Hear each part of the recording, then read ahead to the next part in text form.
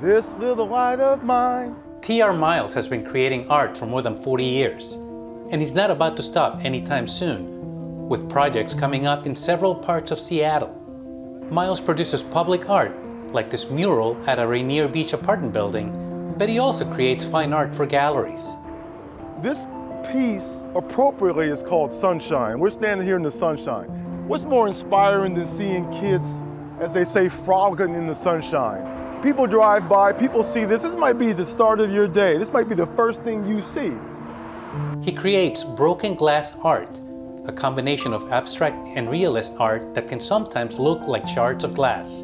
He considers himself a pixel painter and also calls himself a digital jazz artist. Miles has other pieces of art on display at the Onyx Gallery at Pacific Place in downtown Seattle, including a portrait of Marvin Gaye and another one called One for the Ages. I love galleries, but to actually have something where, you know, these people are making their way by, who knows how many thousands of sets of eyes have seen this. So that's what inspires me. I like to have an opportunity to impact people in ways that words simply can't. I think in this type of scenario, you have an opportunity to really do some powerful things and to really touch people and to really change people's opinion about certain things. Miles has work sprinkled around the city, with some of his art at the Odessa Brown Children's Clinic at Othello.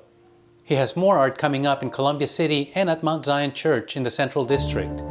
He says his ideas for individual pieces just come to him, and described one of the panels at Mount Zion.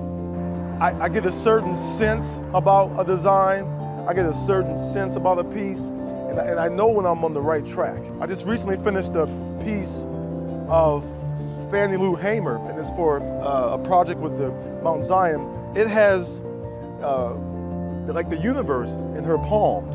Now, I didn't know that I was going to actually create that, but I knew that I wanted to somehow thematically play on the fact that she was constantly singing, "This little light of..." His latest works were recently unveiled at Skyway Park, where King County Parks commissioned 4 art panels, which Miles created for this multi-sport hockey and basketball court. The facility is a partnership between the community, the Seattle Kraken, the One Roof Foundation, and King County Parks. The One Roof Foundation is a philanthropic arm of the Seattle Kraken and provided some of the funds for the park. Miles says his inspiration for the pieces came after he spoke with people in the area and observed the community. What it involved was creating panels just to honor the neighborhood, honor the natural denizens, the natural landmarks. What I did was just go around, and I had like a photo shoot day where I went and took pictures and kind of interacted with some of the people in the city. It gave me a chance to just kind of reflect on the neighborhood. Each piece has a little Kraken illustration on it.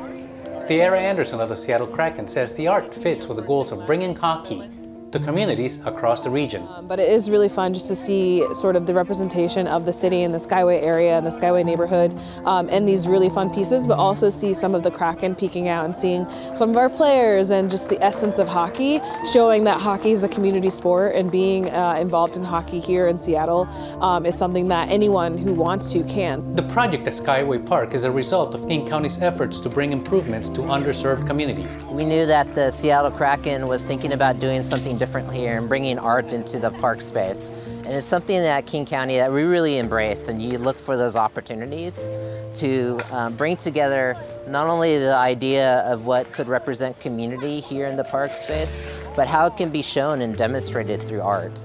Anderson stressed the importance of community involvement for the Kraken. All of this wouldn't happen without our community support, without our fan support, and we want to make hockey a game that's accessible to everyone, especially young kids who live in areas where they may not normally have access to the sport. So that's why it's super important for us to be here and to show that they can be a part of the Kraken family, the Kraken world, no matter what.